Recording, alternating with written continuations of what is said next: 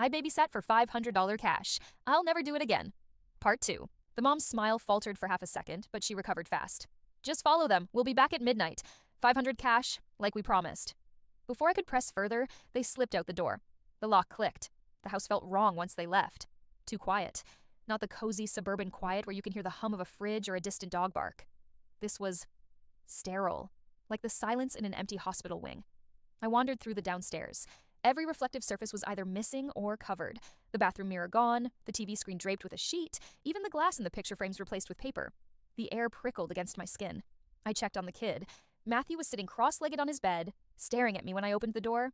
He looked about 8, blonde hair, pale skin, dark circles under his eyes like he hadn't slept in days. "Hi," I said, forcing a smile. "I'm your babysitter."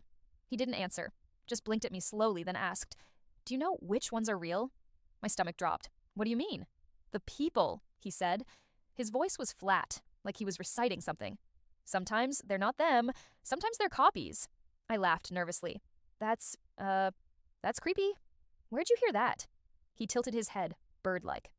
"From the other Matthew." I swallowed. "The other Matthew?"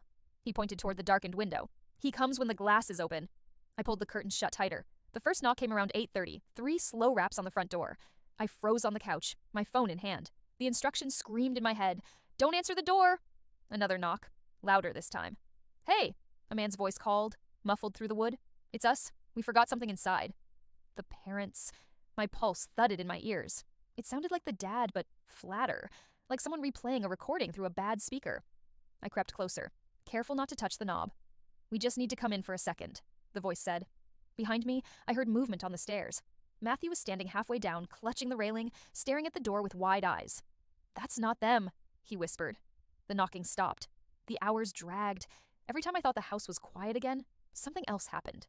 9:15. I heard footsteps pacing the upstairs hallway. Heavy, deliberate. Except Matthew was sitting on the floor next to me, coloring with broken crayons. 9:47. The TV, even with the sheet over it, flickered to life with static. I yanked the plug from the wall. It kept flickering for a full 10 seconds before finally going black. 10:22. Another knock. This time the mom's voice. "Please, he's dangerous. Let us in before it's too late." Matthew started crying, covering his ears. I didn't open the door. At 11 he says, I heard whispering. Not from the door this time. From upstairs. "Subscribe for part 3.